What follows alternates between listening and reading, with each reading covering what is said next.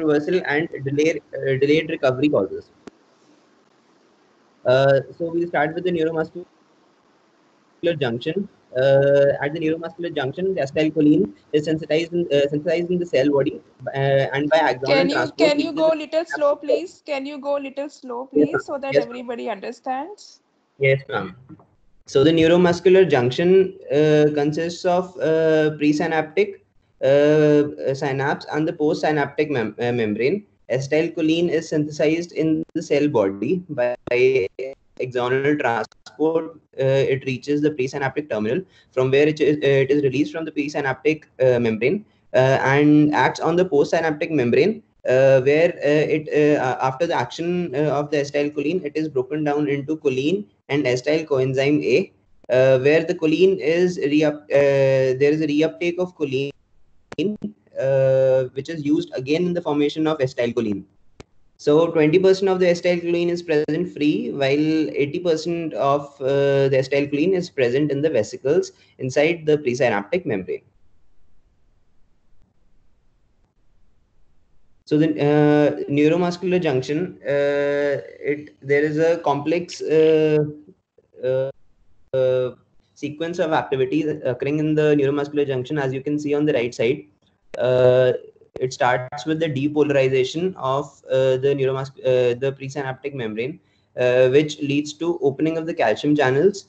The calcium channels are voltage-gated calcium channels, which open and allow entry of the calcium inside the presynaptic membrane, which mobilizes the membrane-bound vesicles to the presynaptic membrane, where they bind to the presynaptic membranes, and exocytosis occurs due to docking of the due to the docking proteins, and acetylcholine is released into the synaptic cleft.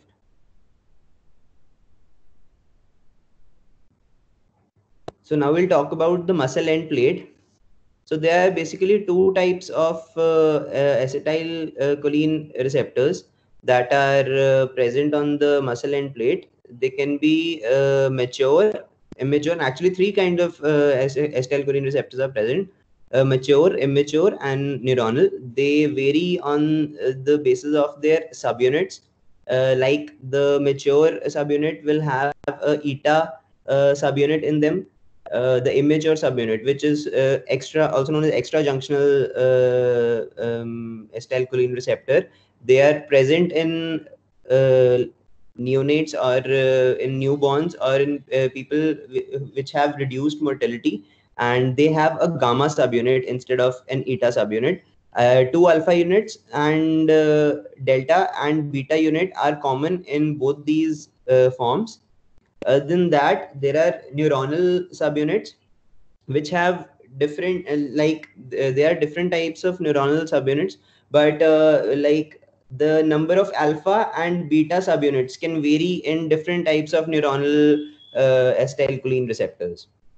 So the acetylcholine receptors can be pre-junctional, modulation of release of acetylcholine, or post-junctional, which cause the binding of the acetylcholine and cause depolarization of the membrane. So the acetylcholine molecules bind to alpha subunits of acetylcholine receptors, generating a conformational change. Receptors do not open unless both the alpha receptors are occupied by acetylcholine.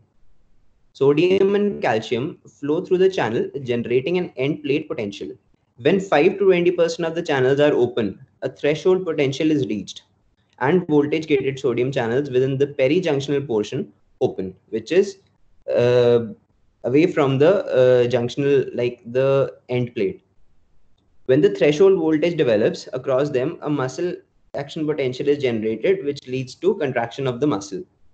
Acetylcholine is then hydrolyzed by acetylcholine esterase enzyme. After unbinding of the acetylcholine, the receptor channel closes, allowing the end plate to repolarize and the muscle relaxes.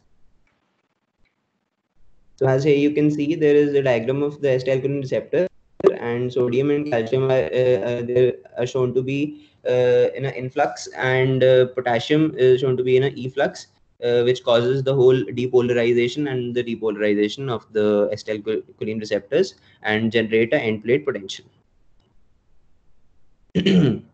After that, besides the junctional part, there is an extra junctional part or the perimembranous part of the end plate, where more number of sodium channels are present and very diminished amount of acetylcholine receptors are present. So sodium channels, as we all know, sodium channels in every part of our body are present in three states. They have two channels. The they have two gates. The upper gate is a voltage dependent gate and the lower gate is a time dependent gate. So what happens is, when there is voltage at a membrane, the upper gate will be firstly, when it is in a resting state, it will be present in a closed state, the upper gate, and the lower gate will be in the open state. As the voltage reaches the channels, the upper gate will open, and the lower gate, which is a time dependent gate, that is also open at that time. So the sodium will flow into the channels, inside the channels. Since the lower gate is a time dependent gate, it closes very soon after the sodium channel open. Like, there is a particular amount of time after the upper gate opens, after which the lower gate will close itself. So as soon as the voltage is there, like the voltage comes, the upper gate will open, and both the gates in the both the gates are open, the sodium will flow. Soon after that, the lower gate, which is a time dependent gate, will be closed, which will not allow the sodium to pass on anymore. Now the closing of the upper gate will depend on when the voltage has ended on that membrane. So when there is no more voltage on the membrane, the upper gate will also close. And since the lower gate is a time dependent gate, it will open as soon as the upper gate closes, upper gate opens.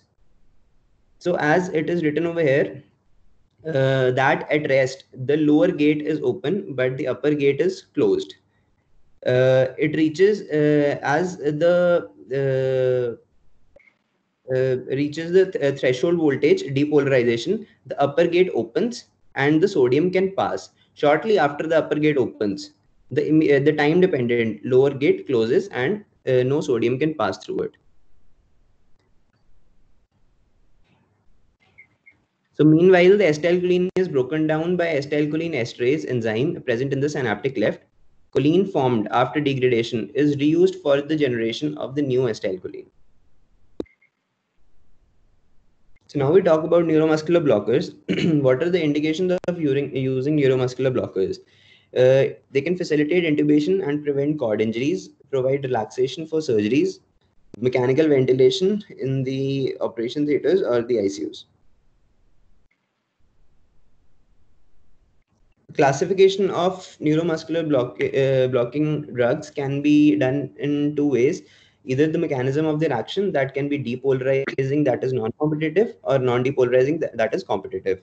And also on the basis of the duration of their action, that is short acting, intermediate acting, and long acting. Now we talk about depolarizing neuromuscular blockers, succinylcholine.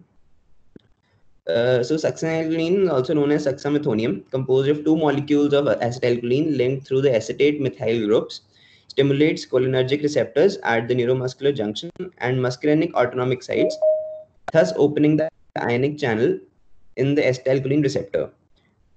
Dosage is 1 to 1.5 mg per kg, and onset of action is around 1 minute. Duration of action is for 5 to 10 minutes. It is metabolized by plasma cholinesterase, which is also known as pseudocholinesterase or butyryl cholinesterase. This is the structure, acetylcholine and succinylcholine, which is linked by basically linkage of two acetylcholine molecules. So the mechanism of action of succinylcholine, it mimics the acetylcholine molecule, which is acting like a false neurotransmitter, acts on both the receptors, postsynaptic and extrajunctional acetylcholine receptors. Since not metabolized by acetylcholine esterase, depolarizes the muscle membrane for a longer duration of time, resulting in hyperpolarization and desensitization of the receptors. This leads to flaccid paralysis after initial receptor activation, clinically manifested as fasciculations, as we see after administering succinylcholine. So here is a flowchart of how this actually happens. Succinylcholine binds to the acetylcholine receptor at the neuromuscular junction and causes continuous depolarization due to not being metabolized by acetylcholine esterase. So the perijunctional area juxtaposes sodium ion sodium ion channels. As I told you, there are sodium ion channels which are open, which open responding to the voltage of these acetylcholine receptors on the junctional area. As the membrane is still depolarized, the sodium channel remain in the inactivated state. That is when the upper channel is closed, but the lower channel, when the upper channel, when the upper gate of the sodium channel is open, but the lower gate has closed, which is the inactivated state. That is, the voltage gate channels are open, but the inactivation or the time dependent gate is closed.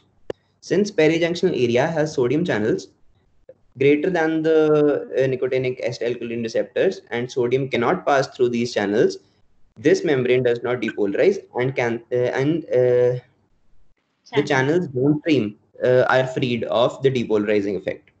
Perijunctional area acts as a buffer that shields the rest of the muscle from the events of the end plate. So there is a junctional area, there is a perijunctional area, and after that there is the rest of the muscle. So the junctional area has acetylcholine receptors mainly. The perijunctional area has more number of sodium channels than the acetylcholine receptors or minimal acetylcholine receptors. So what happens is there is a depolarization of the acetylcholine receptors. It generates a voltage which causes the influx of sodium from the sodium channels. But after a while, when there is no voltage after that, like there is continuous voltage, but there is not the sodium channels are in their inactivated state at that time, so they cannot cause any more influx of the sodium, so they remain inactivated, due to which there is no further depolarization of the rest of the muscle.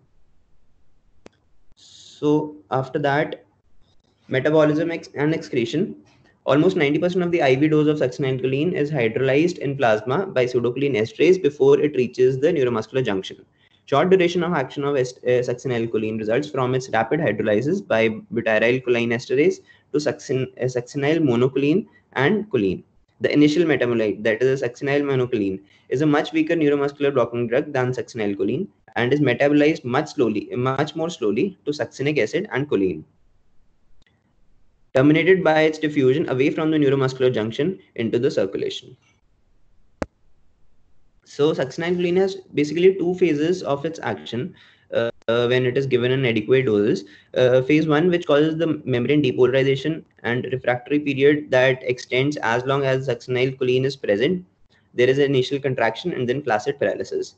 But what happens in the phase 2 is that there is when the potassium has moved outwards, when we say that succinylcholine causes hyperkalemia. So what is the reason for that? Due to sustained like release of potassium, which is also happening, the efflux of potassium that is happening at that time, the inner side of the membrane is now negative, like negatively charged. So we can say that the membrane has now repolarized. So there is a desensitization of nicotinic acetylcholine receptor. That is desensitization to the action of acetylcholine. Arjun, normally phase 2 block doesn't happen. Yes, ma'am. It is only when it's large amount. When you have when you're giving succinylcholine for longer duration, like continuous infusion, you're giving large doses of choline, then only phase 2 block happens. Yes, ma'am. Otherwise, before that, it gets normally if you're giving a normal dose, it gets metabolized normally. It will get metabolized. And you have any other just say atypical pseudocholine esterase, then also you can. Not regular. Generally, you don't get both the things. Okay. It's not that phase 1 is always followed by phase 2. No. Okay. So after that, phase 2 blockade, what is actually phase 2 blockade is a complex phenomena associated with typical fade in the muscle during continuous exposure to depolarizing drugs. This fade phenomena is likely due to the interaction of the depolarizing action of the succinylcholine on distinct neuronal acetylcholine receptors, that are the pre-junctional receptors. These pre-junctional receptors are blocked by higher than the usual concentration of succinylcholine. However, fade in muscle during repetitive nerve stimulation can also be attributable to post-junctional acetylcholine receptor block. Factors influencing the development of phase 2 block include the duration of the exposure of the drug, the particular drug used, and its concentration, and even the type of the muscle. Interactions with anesthetics, other than other anesthetics and other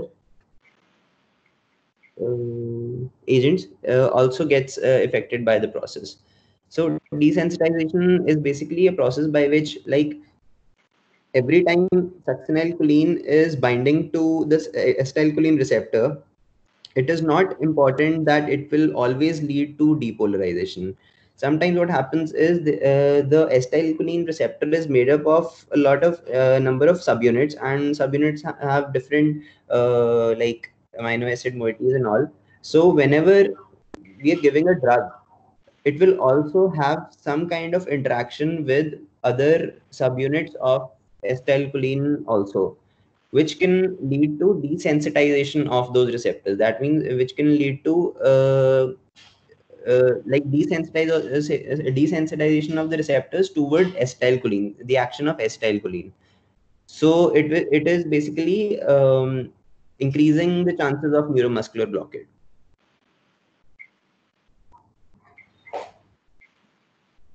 So the side effects of succinylcholine can be cardiac dysrhythmias, hyperkalemia, myalgias, myoglobinuria, increased intragastric pressure, increased intraocular pressures or intracranial pressures, and sustained skeletal muscle contraction.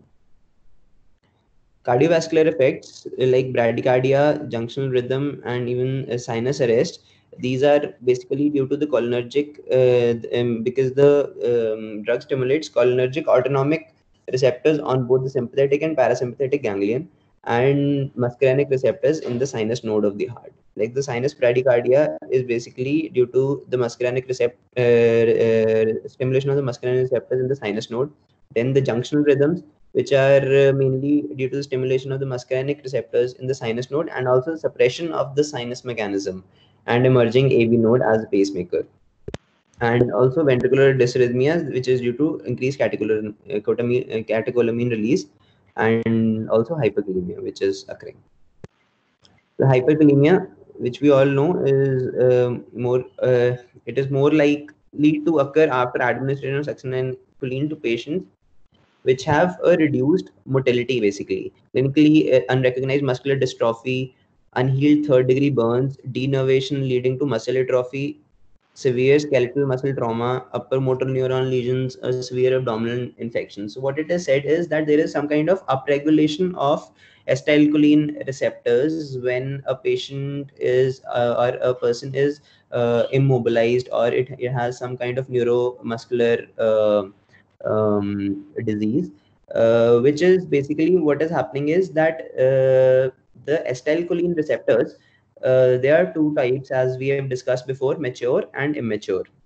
So once the patient is in an immobilized state, the receptors will change themselves, like there will be upregulation by changing the number of receptors from mature to immature form. So the immature form of receptors are not only present on the junction, like on the end plate, they are present all over, they can be present all over the muscle membrane.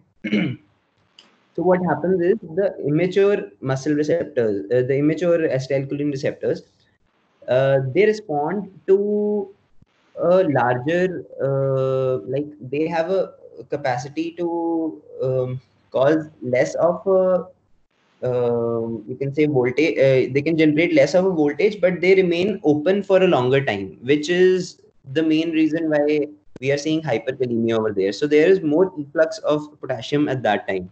So in these particular states, hyperkalemia can be seen more as compared to the other states. All these conditions which lead to the immobilization results in upregulation of the acetylcholine receptors, proliferation of immature receptors which remain open for a longer period of time, allowing the increased efflux of potassium into the blood.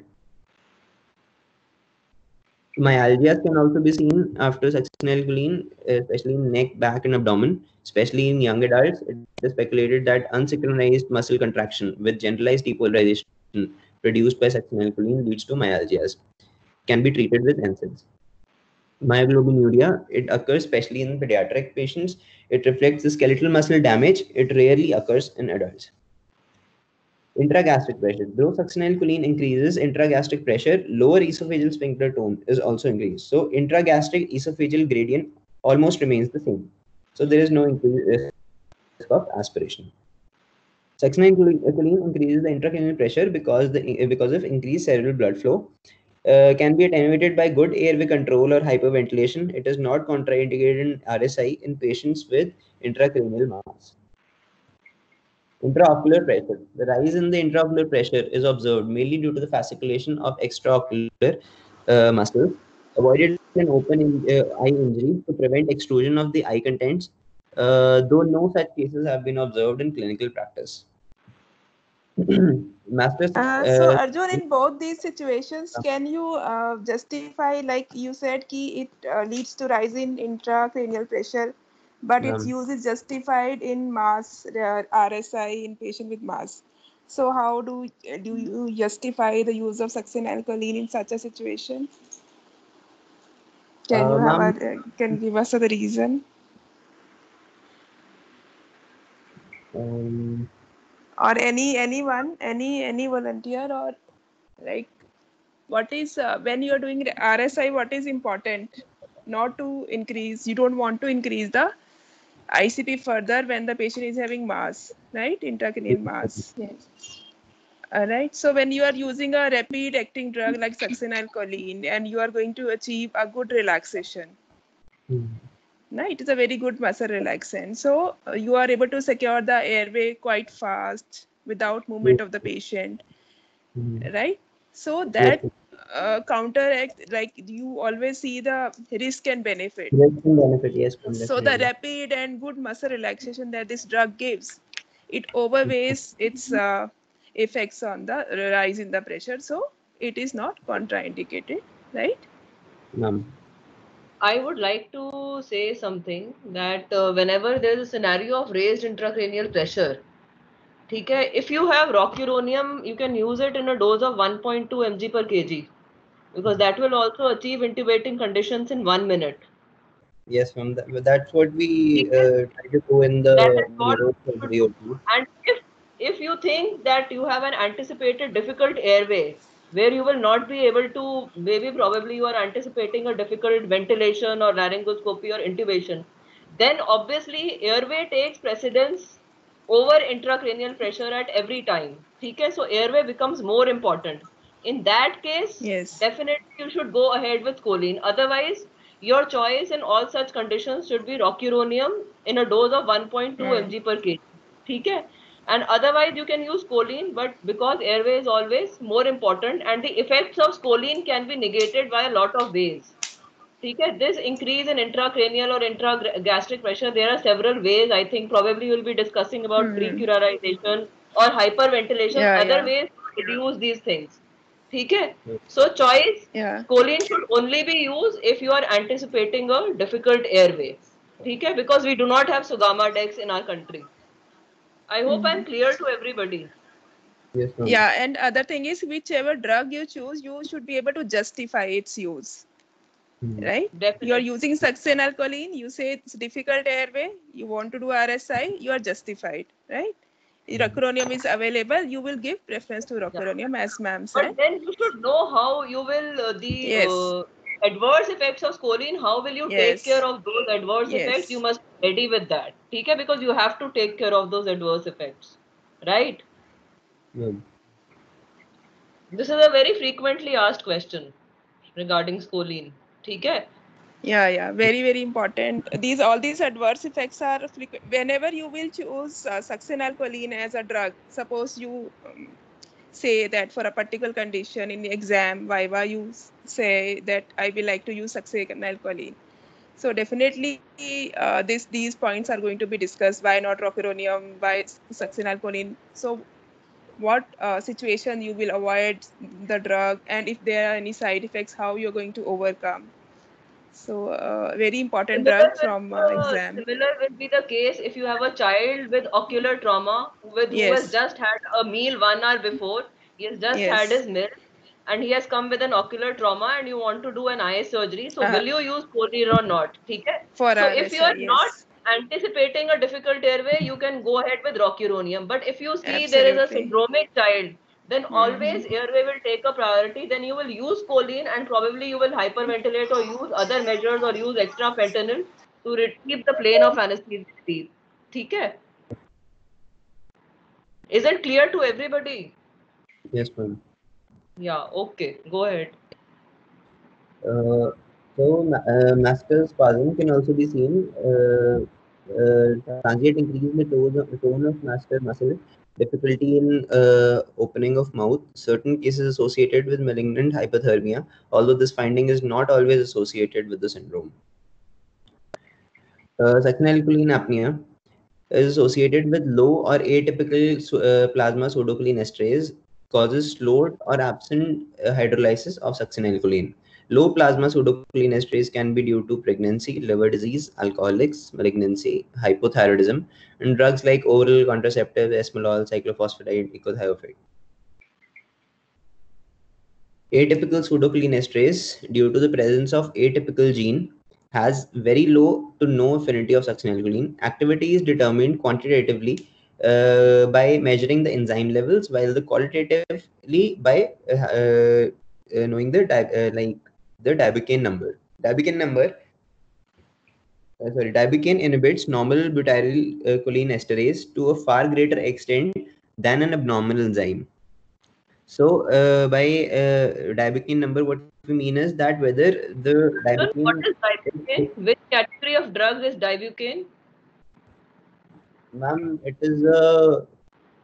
Can you tell me from the name what is Dibukane? Ma'am, local anesthetic. It is a local anesthetic. ठीक है? Everybody should know this. Yes, ma'am. Okay, so go. Inhibits the normal butyrylcholine esterase, but if there will be a atypical, like if there will be an abnormal enzyme, so the ratio will not be that much as the normal enzyme. So we can always know about because quantitative measurement of the enzyme is very difficult, and it can be different even person to person. So qualitatively measuring the Dibukane number and knowing the activity of the atypical pseudocholine esterase is a much better thing to do. Management of apnea includes continuous mechanical ventilation and sedation till full neuromuscular recovery occurs. Anticholine esterase drugs are to be avoided, and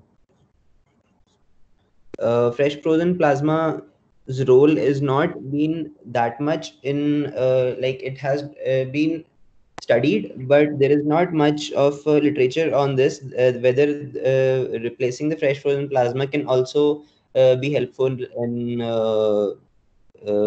like getting over the abnormal enzyme in this. So now we move on to non-depolarizing muscle relaxants.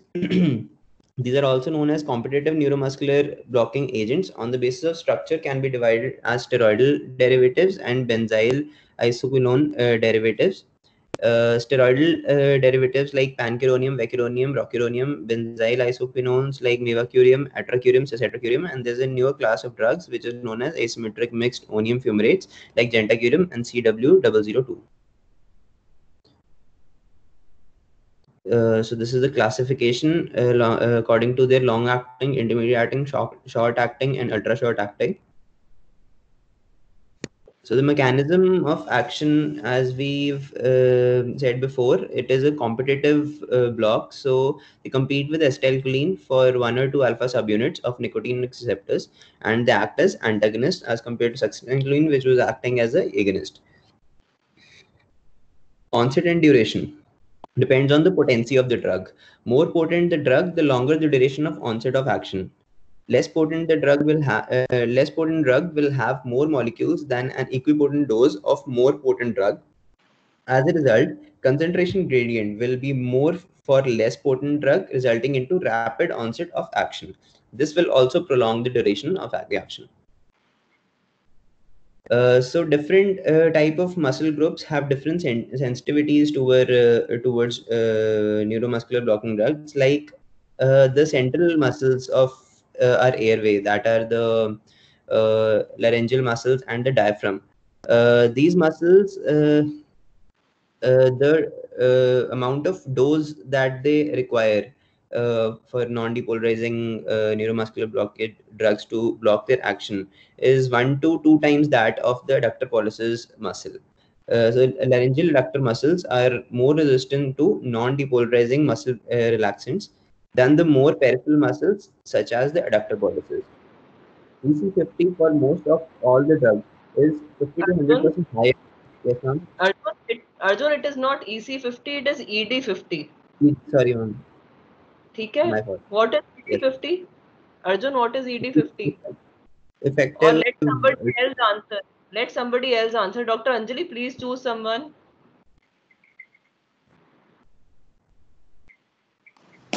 Yeah, from the participants, yes. Any volunteer?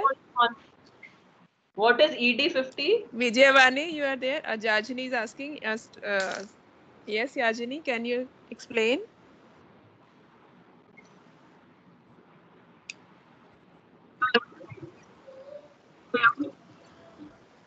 Yes, yes. Hello. Hi, Yajini. This is Yes, we can hear you. What is ED50?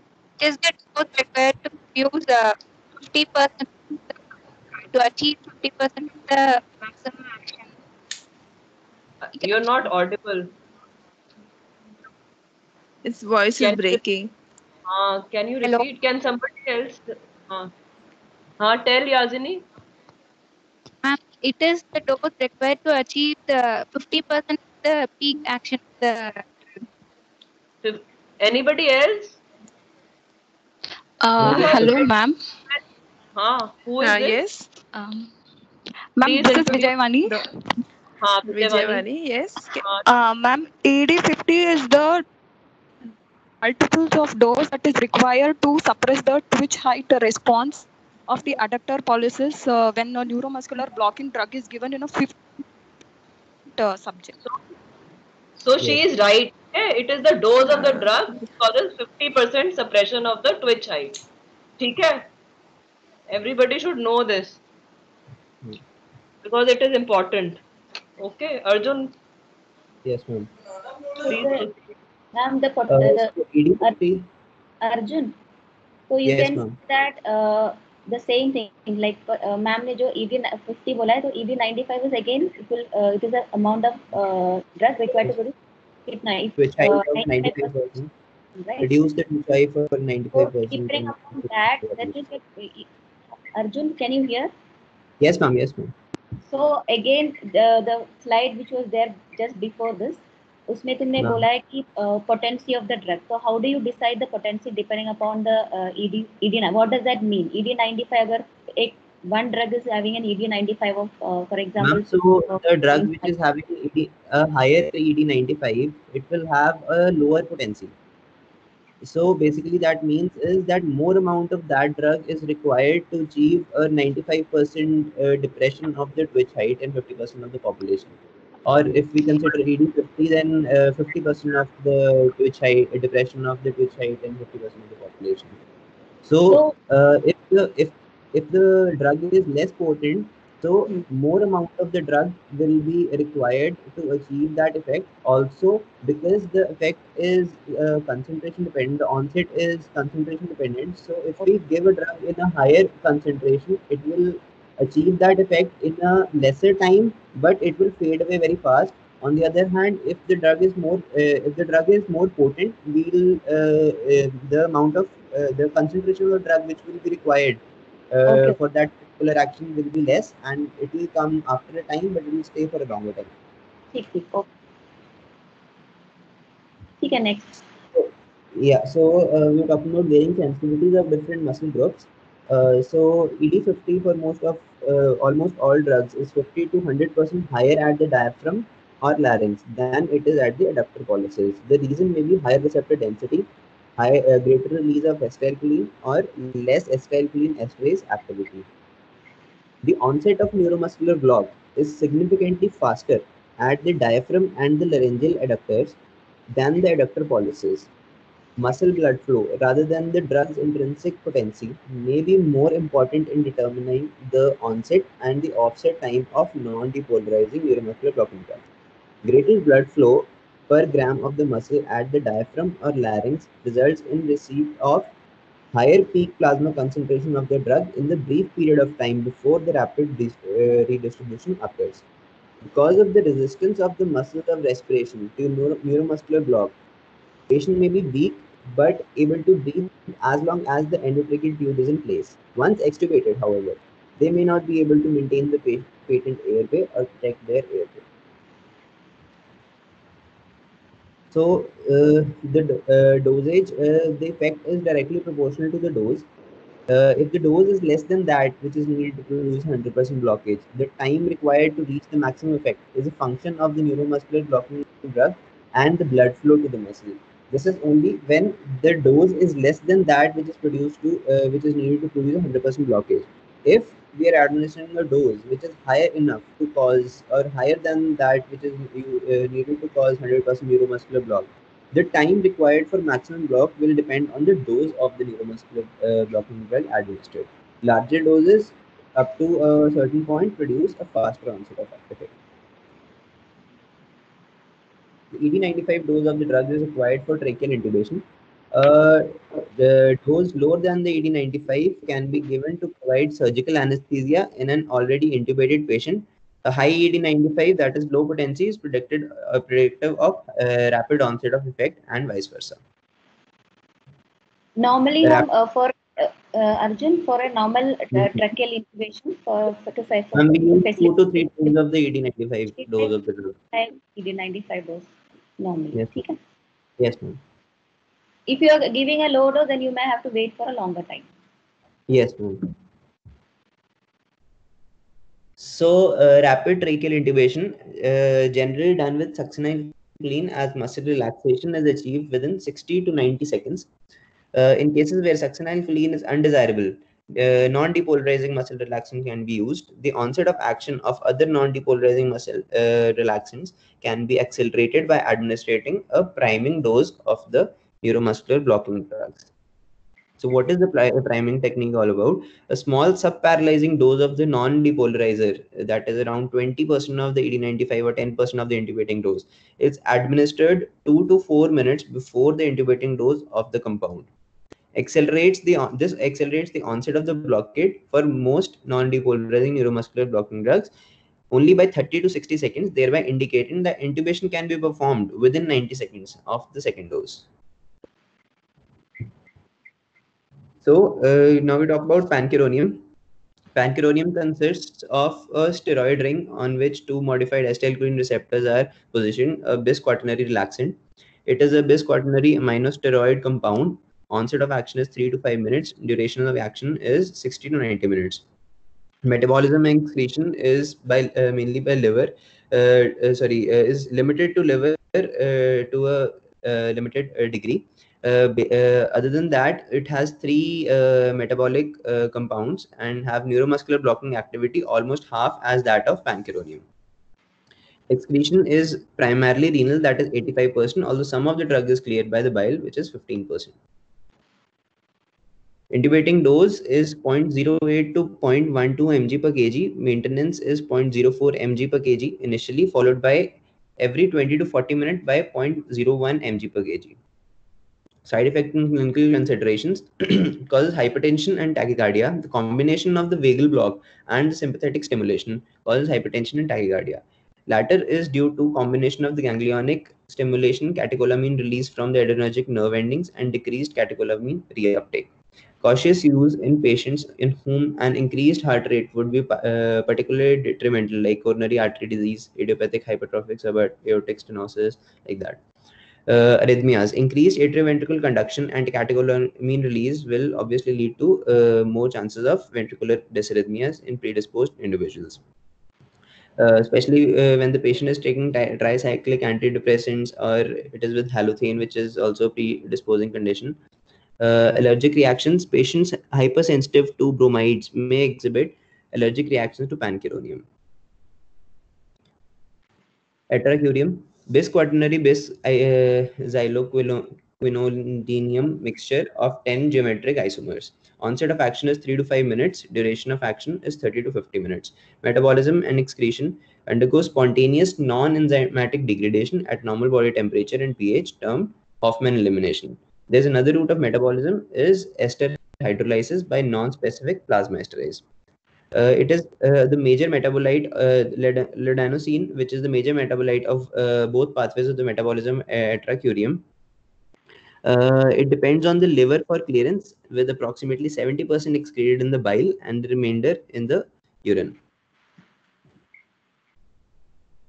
So despite the pH defect, dependent Hoffman elimination accelerated by alkalosis and slowed by acidosis, it is unlikely that the range of the pH changes. Dosage of the atracurium drug for intubation dose, it is 0.5 mg per kg, as we've seen. Maintenance is 0.25 mg per kg initially, followed by incremental doses of 0.1 mg per kg every 10 to 20 minutes. Atracurium is available in a solution of 10 mg per ml. It must be stored at 2 to 8 degrees Celsius. It loses its potency if exposed to room temperature. Side effects in clinical considerations: triggers dose-dependent histamine release, hypotension and tachycardia. Cardiovascular side effects are unusual unless doses in excess of 0.5 mg per kg are administered. Also causes transient drop in the systemic vascular resistance. Can also lead to bronchospasm, which could be due to the histamine release also. Ledanosine toxicity has been shown to associated with serious CNS complications, and resulting in elevation of the minimum alveolar concentration and even precipitation of seizures. Temperature and pH sensitivity. Duration of action can be marked prolonged by hypothermia and to a lesser extent by acidosis, as we discussed before. Chemical incompatibility. Atracurium will precipitate as a free acid if it is introduced in an intravenous line containing an alkaline solution such as thiopentone. Allergic reactions. Rare anaphylactoid reactions occurs with this. Arjun, Yes, ma'am. What is the salt preparation of atracurium? किस नाम से आता है? Atracurium आगे salt क्या होता है? It is. हाँ, कौन बताएगा? I'm not sure of that. चलो Basavraj, unmute yourself. हाँ, atracurium आगे क्या? हम atracurium. किसने एम्प्यूल लिखा है atracurium का? Who will tell me the answer? Hello, ma'am. This is Adhip. Hello, ma'am. Who is this? Atracurium bacillate, ma'am. किसने बताया?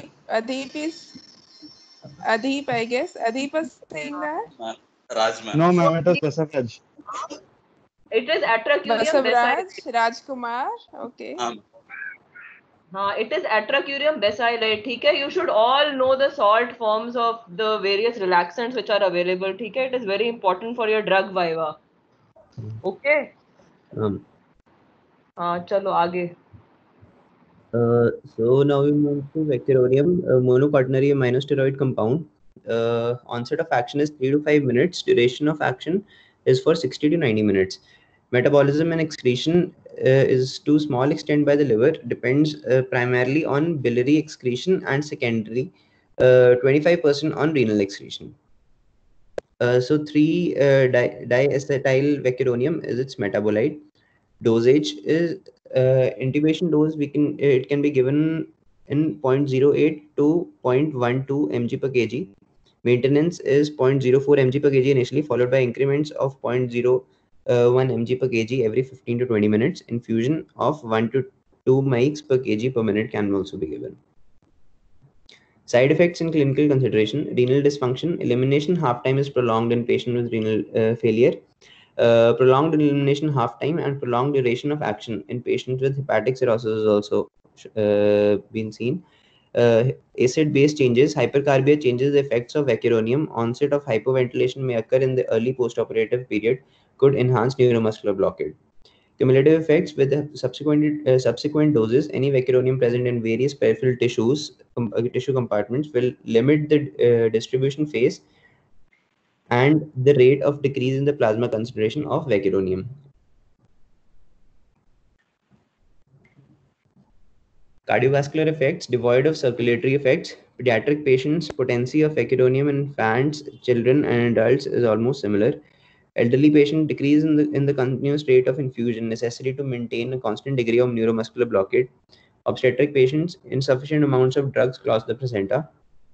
Obesity, duration of action of vecuronium, but not atracurium is prolonged for obesity.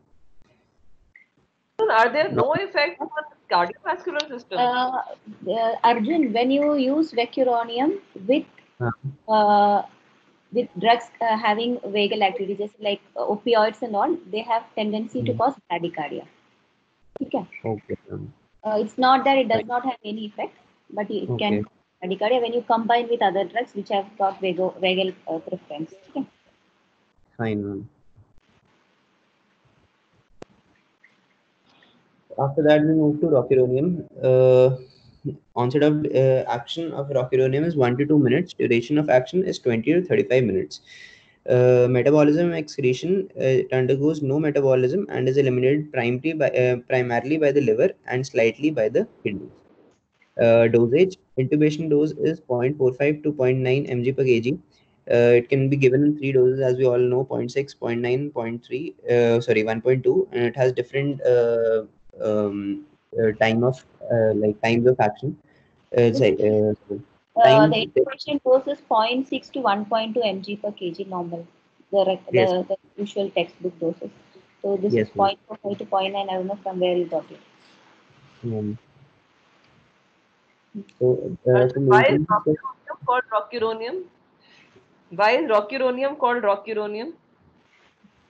Because it is a rapid onset curonium. Okay?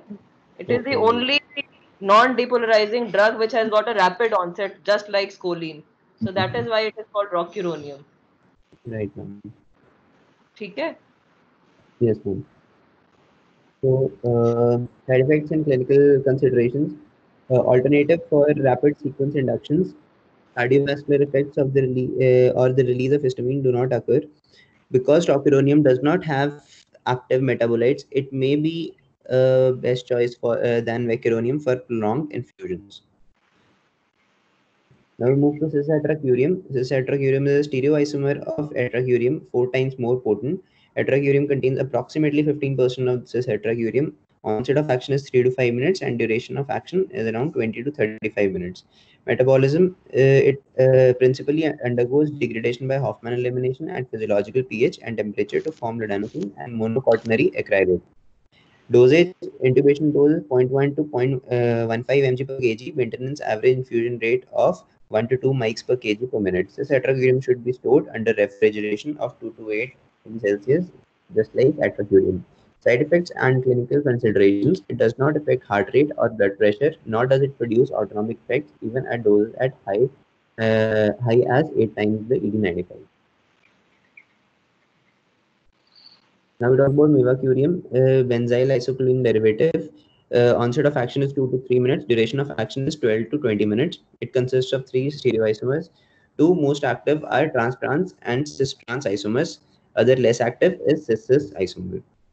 Metabolism and excretion. The cis-trans and trans-trans isomers of mivacurium are hydrolyzed by plasma cholinesterase at a rate equivalent to 88% that of succinylcholine. So succinylcholine and mivacurium are the 2 drugs which are being hydrolyzed by plasma cholinesterase.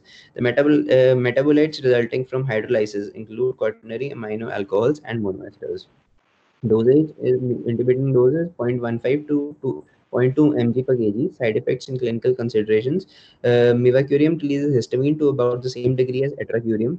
The consequent cardiovascular side effects can be diminished by slow injection over 1 minute. Atypical plasma cholinesterase, hydrolysis of mivacurium is decreased, so duration of the action is increased. Renal dysfunction, 7% of the administered dose appearing unchanged in urine, so minor role. Hepatic dysfunction, duration of action is prolonged in those patients in whom liver disease was associated with decreased plasma cholinesterase activity. Cardiovascular effects are minimum. Bronchospasm, not a potent histamine releaser. The possibility of histamine release and bronchospasm, especially in the patients with reactive airway disease. Now we move on to the newer category of asymmetric mixed onium fumarates. There is this drug Jantacurium, which been recently been discovered. It is Jantacurium. Okay, GANT. Jantacurium. New class of disquaternary non-depolarizing neuromuscular blocking drugs. Brief duration of Jantacurium is primarily due to the rapid action and subsequent inactivation of the drugs with free cysteine in the plasma. Transient hypotension and tachycardia occur following administration due to histamine release. Metabolism, one, by slower ester hydrolysis, and two, faster adduction of cysteine converts to metabolite which is not active. So these are the various ED95 doses of various drugs, and also the intubation and the onset of intubating doses. Then Okay, so Ira, unmute yourself. Yes, Ira is there. Ira, Yes, ma'am. Ira Sharma, हाँ. बताओ बेटा, if you have already given choline for intubation to the patient, and now you want to give the first dose of neuromuscular, the non-depolarizing blocker, what will be your dose? Will it be the same as intubating dose? Loading. What will be Ma'am, the loading? it will loading dose, ma'am. Will it be the same as the intubating dose? Did you get my question? Yes, ma'am. Same as the intubation dose. The first Suppose dose will be you have intubated with scoline. Now the effect of scoline has gone. Okay? Now you are giving the first dose of the non-depolarizing blocker. Okay? So what will be your first loading dose? Will it be the same as intubation? It will be the same as intubation dose. Anybody else who has a different viewpoint? Manya? Manya, can you unmute yourself? Yes, no. What do you say? After giving choline, what is your loading dose?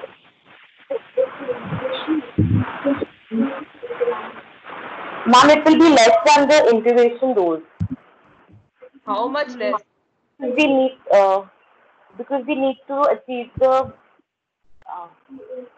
You just tell me what dose will you give. Okay? Suppose you have intubated, you have a 50 kg old patient, you have already intubated using choline, and now the effect of choline has gone, so you have to now give vecuronium. How much milligrams of vecuronium will you give? Will you give 5 milligram or will you give something else, and how will you calculate? Ma'am, I'm not sure about the calculation, but we will not give it according to 0.12 mg per kg. It will be less than that. Anybody who wants to answer this question? Any volunteer? Gautam?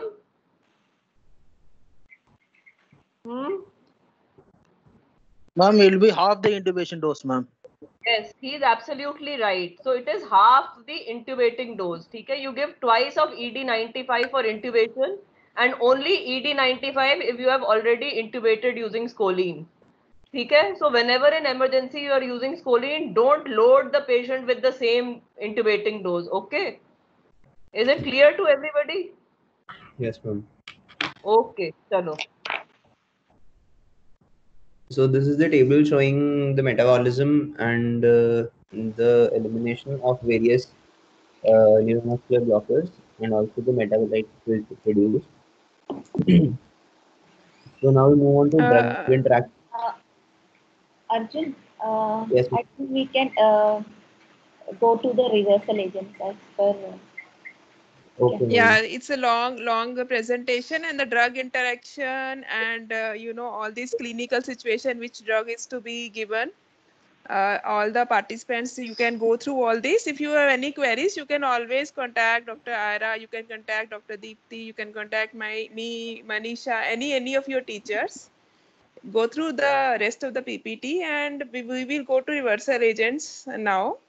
But the in between topic is very important. It's not that it is not important and we are leaving it. Because of lack of time, we are going to cover the reversal first, right? But you must read all the interaction and clinical situation and other things that are given in the presentation. Right. So we'll move on to reversal of neuromuscular blockade. Why is reversal an important phenomena? Appropriate reversal of the non-depolarizing muscle blockade is essential to avoid adverse patient outcomes. Complete recovery of the muscle strength should be present, and the residual effects of the neuromuscular blocking drugs should be fully pharmacologically reversed or spontaneously recovered. Sufficient recovery from the neuromuscular blockade of tracheal extubation can be confirmed by an adductor pollicis strain of 4 ratio of at least 0.9. Quantitative neuromuscular monitoring is the only method of assessing whether the safe level of recovery of muscular function has occurred. Approximately 30 to 50% of the patients can have TOF ratios less than 0.9 following surgery. Patients with TOF ratio of less than 0.9 in the post-anesthetic care unit, post-anesthesia care unit are at increased risk of hypoxemic event, impaired control of breathing during hypoxia, airway obstruction, post-operative pulmonary complications, symptoms of muscle weakness, and prolonged PSA admission times. Appropriate management of neuromuscular blockade can decrease the incidence of or eliminate the residual blockage, which will reduce the risk of these adverse post-operative events. The reversal agents that are being used mainly can be anticholinesterases like neostigmine, edrophonium, and pyridostigmine, or the newer agents like sugammadex or cysteine adducts in cases of newer agents like jantacurine. Mode of action of acetylcholine esterases. The inhibition of acetylcholine esterases, which results in increased concentration of acetylcholine at the neuromuscular junction. Increased local concentration of acetylcholine competes with the non-depolarizing muscle relaxants. As we know that the blockage of non-depolarizing muscle relaxant is already a competitive inhibition. So acetylcholine, if they increase the concentration of acetylcholine, it will obviously compete for the attachment site, that is the alpha subunit. Each molecule of acetylcholine esterase has an active surface with two important binding sites, an ionic site and an esteric site, as we all know. The negatively charged anionic site on the acetylcholine esterase molecule is responsible for electrostatic binding of the positively charged quaternary nitrogen group on the acetylcholine molecule. The esteric site forms covalent bonds with the carbamide group at the opposite end of the acetylcholine molecule and is responsible for hydrolytic process. So the acetylcholine esterase drugs used by anesthesiologists interact with the anionic and the esteric sites of acetylcholine esterase. These drugs are characterized as either prosthetic inhibitors like edrophonium or oxidiaphoretic acid transferring inhibitors like neostigmine and pyridostigmine. Edrophonium rapidly binds to the anionic site via electrostatic forces and to esteric site via hydrogen bonding. Rapid binding may account for short onset of action of edrophonium in clinical practice. During the time the edrophonium is bound, the enzyme is inactive and the edrophonium is not metabolized. Because the nature of the binding is relatively brief, the efficacy of the edrophonium in reversal neuromuscular blockade may be limited. Neostigmine and pyridostigmine are acid transferring or oxidiaphoretic inhibitors of acetylcholine esterase, which also bind the anionic site. These transfer a carbamide group to acetylcholine esterase, creating a covalent bond at the esteric site. Due to the stronger interaction between the neostigmine and the enzyme, duration of the enzyme inhibition is longer with neostigmine and pyridostigmine compared with edrophonium. Presynaptic effects have also been seen with acetylcholine esterases that produce a reversible increase in the duration of the action potential and refractory period of the nerve terminal, leading to prolonged periods of end-plate depolarization. Side effects are anticholine esterase associated muscle weaknesses, Due to muscarinic receptors, they can cause nausea and vomiting, bradycardia, bronchoconstriction, sweating, and salivation. In order to counteract these side effects, atropine or glycopyrrolate are administered concurrently with anticholine esterase. Now, what is the ceiling effect? Once the inhibition of acetylcholine esterase is complete, administering additional doses of neostigmine will serve no useful purpose because the concentration of acetylcholine can be produced at the neuromuscular junction is finite. In practical terms, the maximum depth of the block that can be antagonized approximately corresponds to the reappearance of the fourth response of TOF stimulation. Because of this healing effect, the anticholine esterase cannot effectively antagonize profound or deep levels of neuromuscular blockade. Indeed, administering more neostigmine at this point may in fact worsen the neuromuscular recovery. What are the clinical tests for neuromuscular recovery that we usually see? Sustained eye opening, protrusion of the tongue, arm lift of opposite shoulder, normal tidal volume, normal or near normal vital capacity, maximum inspiratory pressure of less than 40 to 50 centimeter of water. What are the reliable signs that we can see? Sustained head lift for 5 seconds, sustained leg lift for 5 seconds, sustained hand grip for 5 seconds, sustained tongue depressor test, and maximum inspiratory pressure of more than 40 to 50 centimeters of water. These are the factors influencing the measured incidence of post-operative residual neuromuscular blockade. After that, we have we have clinical management strategies like when to looking at the TOF ratios and the TOF counts. When should we know how much acetylcholine reversal, anticholine esterase reversal is required, and whether to give it or not.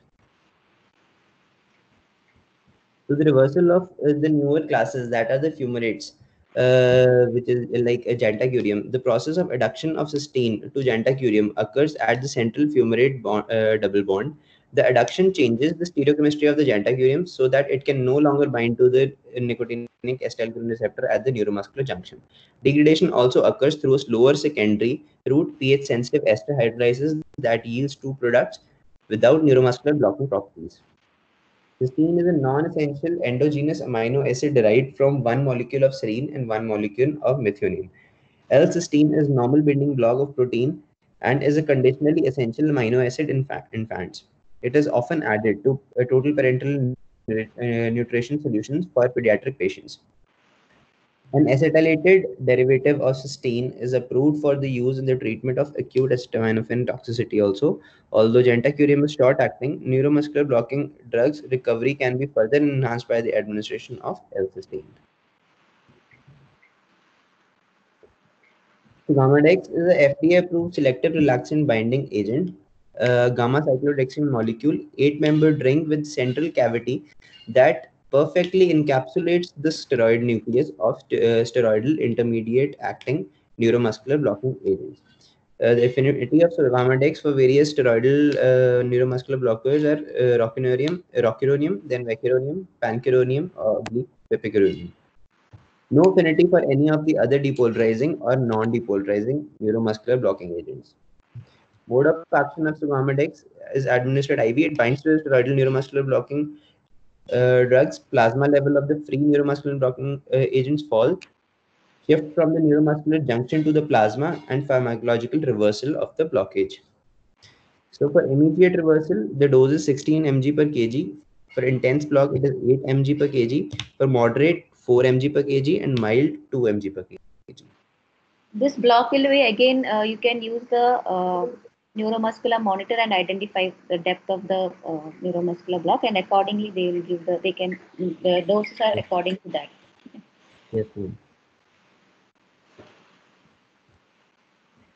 What can be the causes of delayed recovery of a patient after giving the reversal? One can be incomplete reversal. Second can be hypothermia. Then there can be a acid-base imbalance due to which that has happened. Electrolyte imbalance like hypocalcemia or hypermagnesemia. Liver or renal impairment. Atypical pseudocholine esterase or volatile anesthetic still going on. So that's all. Thank you.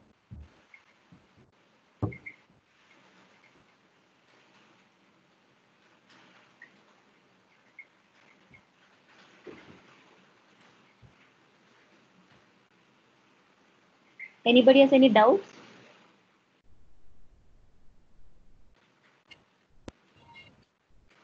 Can you hear? Yes, ma'am.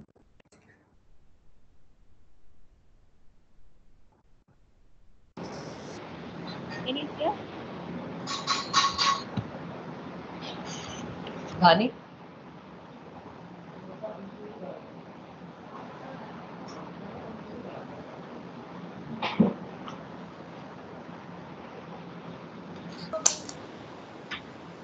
Hello.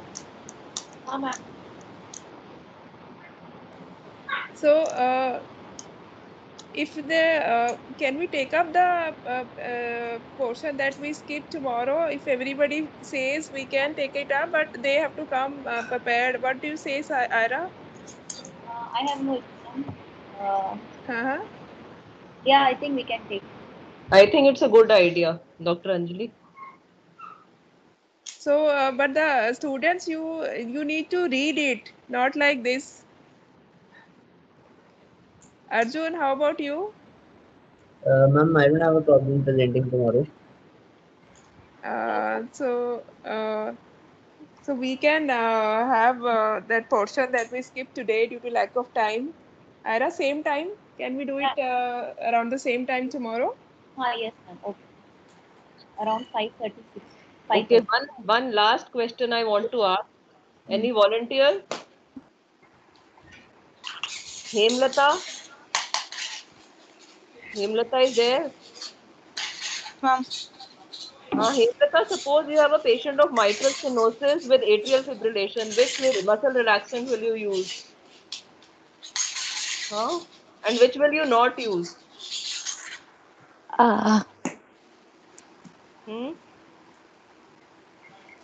Because you will get such cases in the exams, you should know in which case what muscle relaxant you are going to use. Yes, ma'am. Can you think and tell me the answer? Or will you come prepared tomorrow with this answer? Ma'am, can I tell tomorrow? Okay, so it is open for the class. Which will be the muscle relaxant for choice if the patient has mitral stenosis with atrial fibrillation? Okay? Yes, ma'am. Ma'am, tomorrow we'll be dealing with the drug interactions and other like related things. Yeah. Great. Disease related. Yeah. So we'll have more of such discussion. Yes, ma'am. Yes, or neuromuscular monitoring will be covered in a separate seminar. Okay. So you can focus on the drug interaction and disease Ma'am, related. I had just added those two tables, but I was just going to explain the train of four in depolarization, but Yeah. I wasn't going to Yeah, take up the monitoring is a separate seminar. Though it's a reversal, it's okay. Reversal and monitoring will be taken up. That is also very, very important topic, and is frequently asked in the exam. Clinical reversal and neuromuscular monitoring, the TOF and tetany, FADE also. So that is a separate topic, but that Dr. Dipti is also emphasizing which clinical application of the neuromuscular blocking, like clinical situation, which drug is the drug of choice. So all the knowledge that we have gained, we have to apply in the patient management, right? So you have a patient with difficult airway, you have a patient with eye injury, full stomach patient, you have a patient with intracranial mass, you have a patient with MS having atrial fibrillation. So in all different situations, what will be your drug of choice? How are you going to proceed? Patient has renal failure. So clinical application will be discussed tomorrow. Neuromuscular monitoring will be taken up in a separate seminar, and all these are very, very important. The whole topic is very important from examination point of view. The questions have been enlisted by all the participating faculty. It's in the chat box. You can read, you can prepare those questions for theory and practical exam. And the tomorrow's topic mainly will be for the practical viva, right? So it is best if you come prepared. I want to add two things. First of all, very well presented, Dr. Arjun, and you have done a good job. But I have one feedback that let us try and make the PPTs, the slides less crowded. maybe a bit more crisp and brief, not and having for entire that, sentences. I would like to say that the student has to present the seminar well in time to the moderator so that editing can be done. There is no time left for editing at all. You present to the moderator on the very last day, and then there are no changes possible. Editing is not possible, and we lose all the important points. We read so much that we lose the focus. And second, very important thing which I want to highlight to everybody is that please collect the last 10-year question papers, and for every topic that you're doing, see the questions which are coming in the exams. Okay, so that you get a hang of appearing in the theory exams as well. Okay, so you need not wait for the final year to approach to start all this. You can start right now. Okay. So all those who want to can start collecting the last 10-year questions.